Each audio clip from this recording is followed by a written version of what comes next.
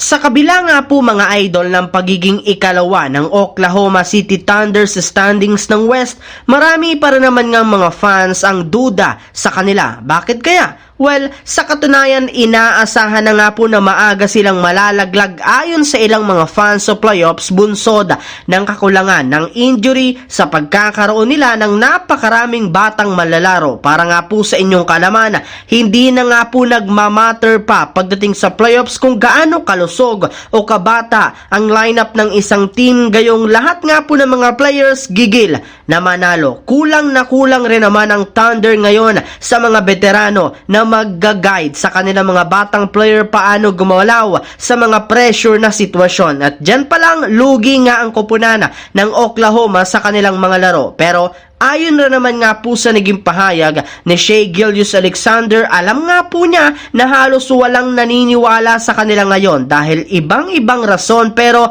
pinapangako nga po niya na gagawin ito ang lahat na makakaya upang masorpresa ang ilang mga fans na hindi naniniwala sa kanila. Samantala, dito naman tayo sa ating pangalawang storya sa balitang pinagkaguluhan si Kai Sotto sa pagkapanalo ng Gilas Pilipinas. Matagumpay na naipanalo at nadepensahan ng ating national team ang kanilang home game laban sa Chinese Taipei matapos nila itong tambakan 106-53 sa pangunguna ni Justin Brownlee. 26 points, 13 rebounds, 5 assists. Pero ang mas pinagkaguluhan nga ng todo ng mga fans ay si Kai Sotto. Nag-trending agad ang pangalan sa social media matapos siyang magtala ng 18 points, 10 rebounds, 3 blocks, kasama na dyan ang ilang mga highlight plays na talaga namang kinabiliban ng ilang mga fans sa loob mismo ng venue. Ika nga'y wala ngang naisasagot o naitatapat sa kanya ang buong Chinese Taipei sa ilalim ng basket since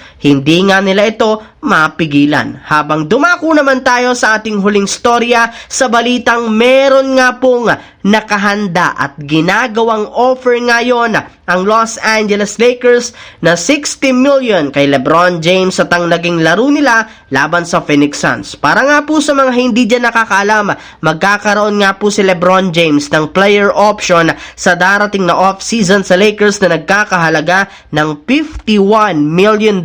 Kaya wag nga po kayong mag-alala kung usap-usapan ngayon ang posibleng pag-alis niya na sa Lakers at paglipat nito ng ibang kupunan since kapag tinanggihan niya nga ang kanyang player option, magiging isa na nga siyang ganap na free agent. At kapag nangyari iyan, siya na nga ang magdedesisyon kung mananatili siya o lilipat ng ibang koponan. As of now, gusto pa rin naman nga po ni LeBron na maglaro sa Lakers. Ngunit, ayon nga dito, gagawin lamang nga po niya ayan kung papayag ang kanilang team na ibigay sa kanya ang kanyang hinihiling na i-draft ang kanyang anak na si Bronny James at ang kanyang bagong kontrata na aabot ng 9 digits. At sa kabutihang palad, willing rin naman nga itong ibigay sa kanya. Balak nga po nila siyang bigyan ng $60 million kada taon sa susunod na 3 sunod na season hanggang sa umabot ito ng 42 years old. Pero bago man nga nila ayan pagtuunan ng pansin, mas nakafocus muna nga ang kanilang buong team sa kanilang laban ngayong araw kontra sa Phoenix Suns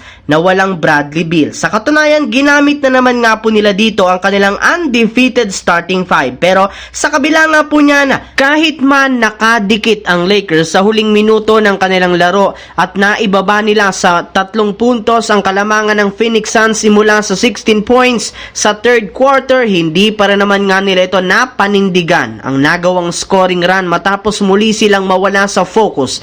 Bumalik nga po agad sa 10 points ang kalamangan sa fourth quarter ng Phoenix Suns at dito na nga tinapos ng Suns ang kanilang hawak na 2-game lose streak. Balik na nga muli sa winning column ang kanilang super team. Sa kabila nga po mga idol, dito naman sa Golden State Warriors, isa na namang comeback win ang nagawa ng kanilang kalaban na Denver Nuggets matapos hindi mapangalagaan ng Warriors ang kanilang kalamangan sa first half na umabot din ng 16 points at gaya ng nakararami na lang nangyayari, literal na pabayaan na naman nga nila ito at muli balik sa top 10 ang kanilang team. So yun lamang mga idol ang ating bagong video ngayon. Once again, this is your J-Zone TV. Huwag kalimutang mag-like at syempre mag-subscribe. Pindutin ang notification bell sa akin channel para lagi kayo maging updated sa mga videos na pinapalabas ko. Isang malaking shoutout sa lahat mga idol. Thanks for watching.